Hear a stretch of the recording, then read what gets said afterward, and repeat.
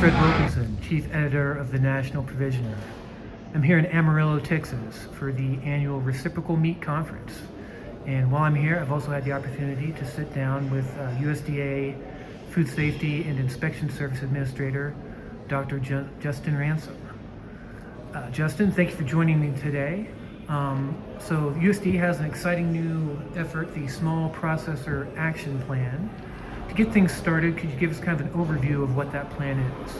It's really about an opportunity to connect the dots with small and very small processors and working to service them better and giving them opportunities to ask questions directly from us, and then also opportunities to continue to advance food safety relative to what we do every day. Some of the exciting additions to the small plant action plan is really about finding financial opportunities throughout USDA to support them in their programs. So $60 million in MPEP grants so that they can invest in their small and very small establishments. And so what was kind of the driving force behind USDA launching the Small Processor Action Plan?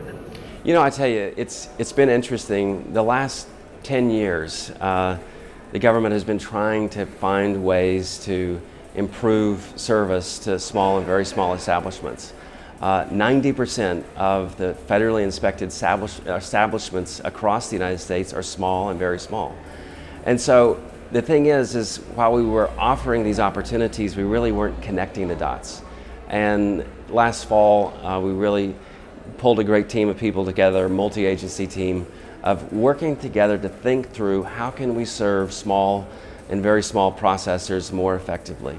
And so that began the impetus of connecting the dots across agencies of how can we work with rural development and the MPEP grants. How can we reimburse establishments for holiday and overtime fees for inspection?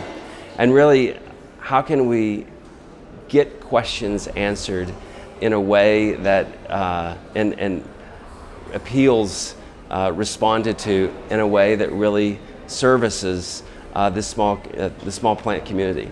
Partnering with the Small Business Administration in terms of and the National Ombudsman, in terms of being able to make sure that these small businesses can be competitive and they can grow. And so really the collaborative work across agency in the Trump administration has given us an opportunity to really advance the small plants and small and very small establishments. And we look forward to hopefully measuring the success of how multi-agencies can work together to deliver impact in this industry. So what outreach does USDA plan to inform small processors of benefits available as part of the Small Processor Action Plan? You know, over the last couple of weeks, we've been doing everything that we can to get the word out. Clearly, it's going to be a continued effort. You know, today here in Canyon, Texas, we're going to be hosting a roundtable where multiple stations for small processors to look at interventions, microbiological interventions they can use in their process, to verification of interventions, et cetera, and really trying to find ways to connect the dots for them so that they can better understand how to meet the food safety standards and also how to get connected to people that can answer the important questions that they have.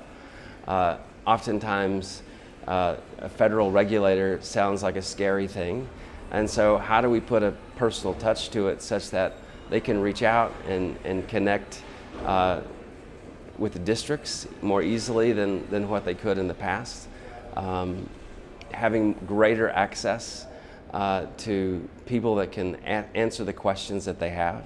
So for like Ask FSIS, we have a small plant help desk. Just a couple of weeks ago, we piloted a new way of having a live help desk open for 4 hours, so they could call in at any time and ask people live questions through a Teams video link. but it's really just trying to find new ways to support them that they haven't been able to have in the past. How can improving policy clarity and enhancing field service engagement advance small processor action plan priorities? Really it's about how do we how do we help both of us show up differently. And as I mentioned, when someone engages a federal regulator, sometimes they're a little nervous to ask the questions that they feel like they should already know. But the reality is things constantly change, regulations constantly evolve, and how do we be able to support them in different ways that they haven't had in the past. And so this action plan really allows greater connectivity to subject matter experts, whether it's within the agency or partnering with organizations like the American Meat Science Association, AMP, American Association of Meat Processors, and their affiliate organizations, to partner with them to help them get the right answers they need to help them operate a more effective, food-safe business. And for small processors who are interested in participating in this plan, what is their best way to proceed with that? We created a website specifically for them so that they can go to get greater clarity. It's right on our landing page. They can find support for small processors. We've improved the Ask FSIS portion of the website so they can get their questions answered more quickly. Their ability to appeal any actions taken in their establishments. We've improved the ease of them being able to do that, and because we want to make sure that they feel confident in how they engage with us, and how that they can reach out and connect with their appropriate regional district chains of commands, so that we can be able to get their questions answered and support them as they produce safe food. Well, Justin, thank you very much for joining me. I appreciate it. Thank you.